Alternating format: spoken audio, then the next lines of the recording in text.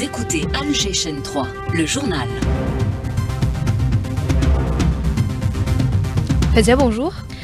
Bonjour Hadjar, madame, monsieur, bonjour. Double anniversaire de la création de l'UGTA et la nationalisation des hydrocarbures. Le président de la République célèbre l'héritage des travailleurs et des martyrs et renouvelle son engagement pour la diversification économique et l'amélioration des conditions de vie des citoyens.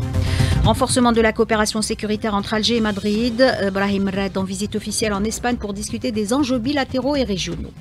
Le Maroc tente de blanchir son occupation du Sahara occidental à travers l'utilisation de la carte de l'énergie alternative. Un colloque international sur cette question s'ouvre ce mardi à Genève. La résistance palestinienne accuse l'entité sioniste de vouloir annexer la Cisjordanie occupée et déplacer sa population.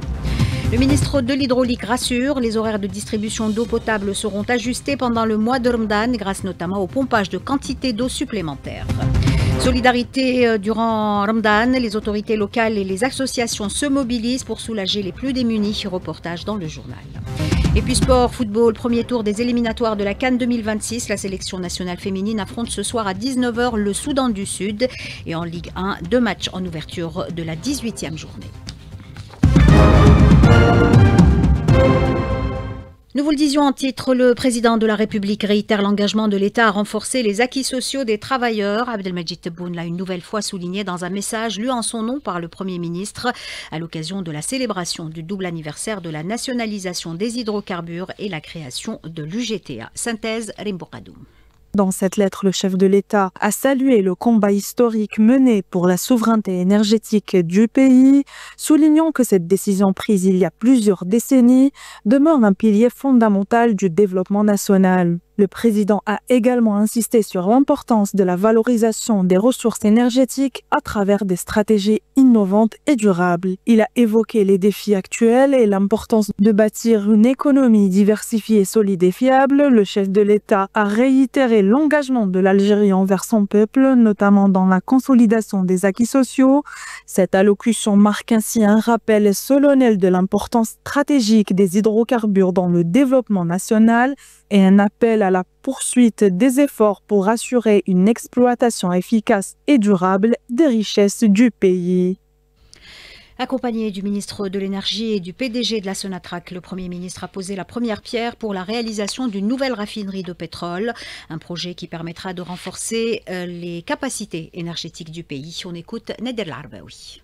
Ce projet qui a été décidé par le président de la République parmi tant d'autres grands projets qui incarnent réellement la vision stratégique du chef de l'État visant à promouvoir les capacités nationales en matière de valorisation des hydrocarbures et par conséquent le renforcement de la sécurité énergétique du pays. Ce projet ouvre de nouvelles perspectives afin de renforcer la position de l'Algérie au sein du marché pétrolier mondial.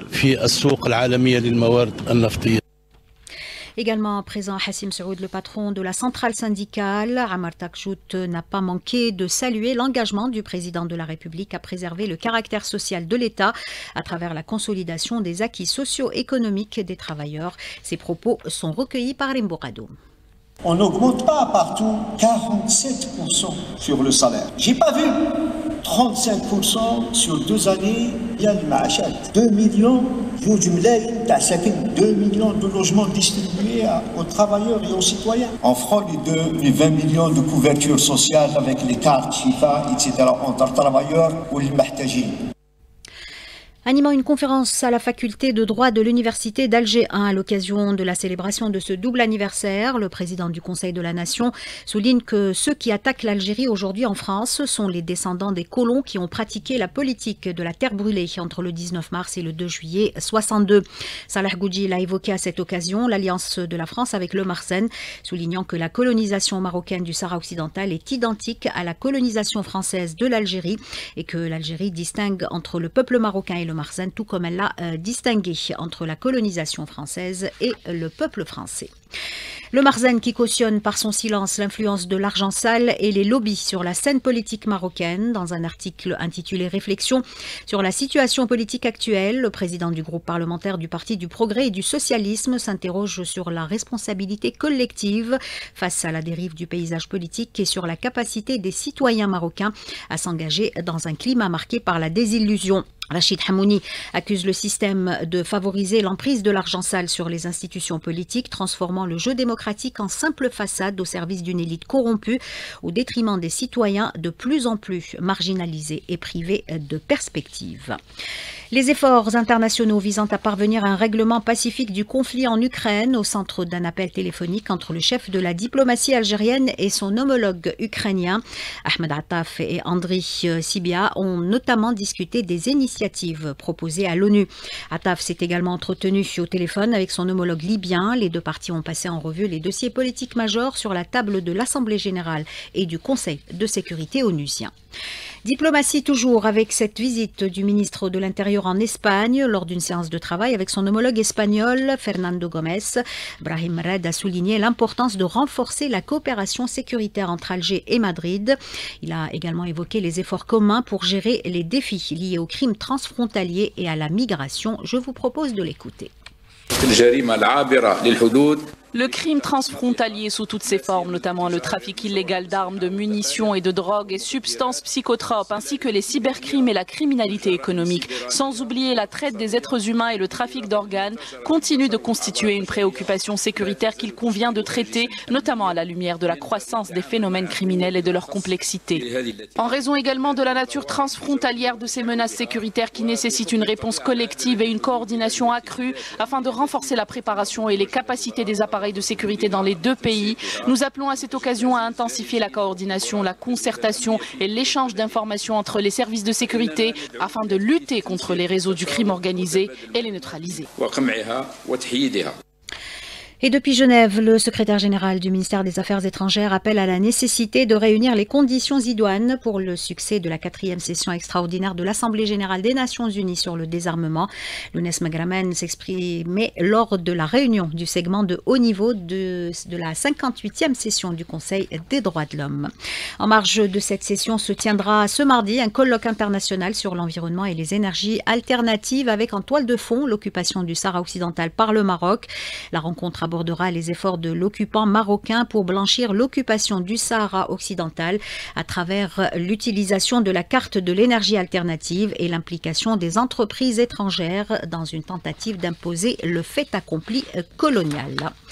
En Palestine occupée, le djihad islamique accuse l'entité sioniste de vouloir annexer la Cisjordanie occupée où son armée a déployé des chars pour la première fois depuis des années. Elle y mène une offensive majeure qui a déplacé des dizaines de milliers d'habitants. Ahmed Zied, journaliste palestinien contacté depuis Jénine par Linda Bouadma. L'occupation tente d'imposer le fait accompli et sa présence définitive dans cette ville de résistance. L'introduction des chars est une démonstration de force. L'opération se poursuit au milieu de l'ambiguïté des scénarios envisagés. L'occupant négocie avec la chambre de commerce de la ville de Jénine pour l'ouverture des marchés. Mais il y a une peur et une panique qui s'installent. Les incursions se font souvent par surprise. Retour chez nous, 42% des besoins du pays en eau potable seront assurés par les usines de dessalement. La déclaration du ministre de l'Hydraulique au forum de la chaîne 1. Taha Derbel qui a tenu à rassurer les citoyens quant à la disponibilité de l'eau potable durant le mois de Ramadan. Des mesures ont été prises par son département. Les horaires de distribution seront ajustés et des quantités d'eau supplémentaires seront pompées des barrages. Je vous propose de l'écouter.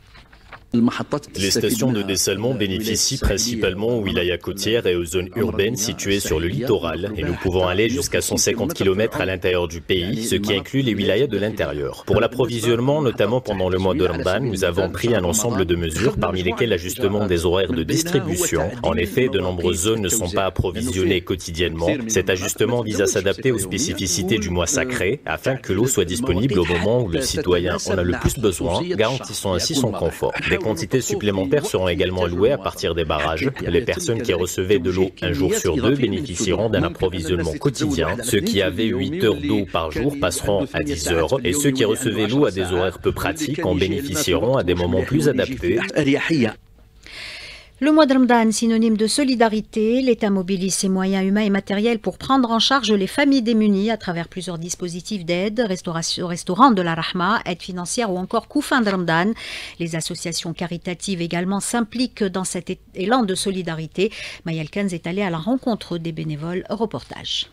Les couffins du mois de Ramadan sont prêts à être distribués par notamment l'association Piété et Bienfaisance aux nécessiteux afin d'alléger le poids de leurs dépenses durant ce mois sacré. Les bénévoles de cette association sont mobilisés au niveau des grandes surfaces pour collecter les dons des citoyens gagnés à cette cause.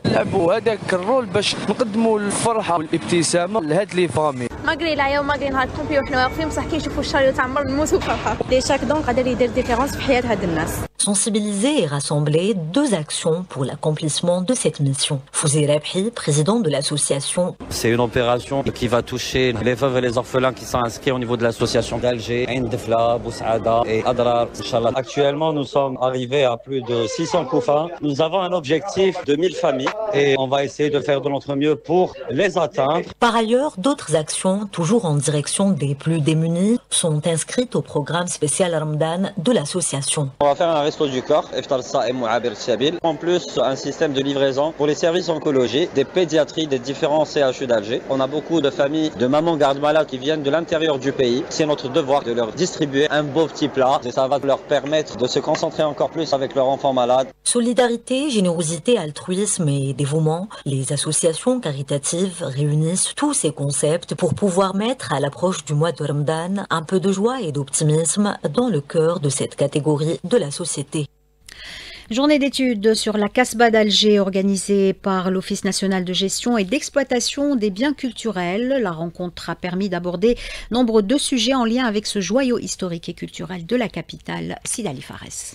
Évaluation du potentiel archéologique de la Casbah à la lumière et découverte fortuite est la thématique développée par Baya Benoui Dra, maître chercheur, professeur d'architecture, archéologie et environnement. Quand on voit qu'il y a des aspects de notre architecture, de nos traditions, de notre culture qui a été complètement occultés, quand on voit que pratiquement tous les travaux de la période française sont axés sur la période antique, c'est comme s'ils étaient là pour justifier leur présence. Là, c'est dans la continuité du colonisateur. Mais il est temps de réécrire l'histoire de l'Algérie avec la plume des Algériens parce qu'il y a des périodes, il y a une architecture qui a été complètement ignorée et je pense qu'il est temps aujourd'hui qu'on prenne conscience de ça et qu'on prenne en charge notre histoire. Comment vous trouvez les travaux de restauration à la Casbah d'Alger? Maintenant, il faut rattraper le temps perdu. Mais en parallèle, il faut absolument associer les acteurs de la culture et les acteurs du patrimoine parce que c'est très important. On peut rater facilement des pages de l'histoire de notre pays, de la Casbah en particulier. Plusieurs équipes d'experts, de chercheurs en architecture, histoire et archéologie algériens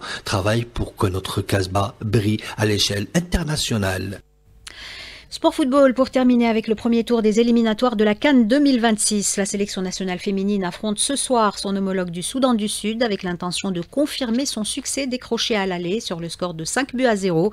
Coup d'envoi de la rencontre 19h au stade Mostafa Tchaker de Blida. Et puis il y aura cet après-midi le début de la 18e journée de Ligue 1. 2 matchs au programme cet après-midi. AS Sochlef MC Oran à 15h30 et à 18h ES Mostaganem USM Khanchla.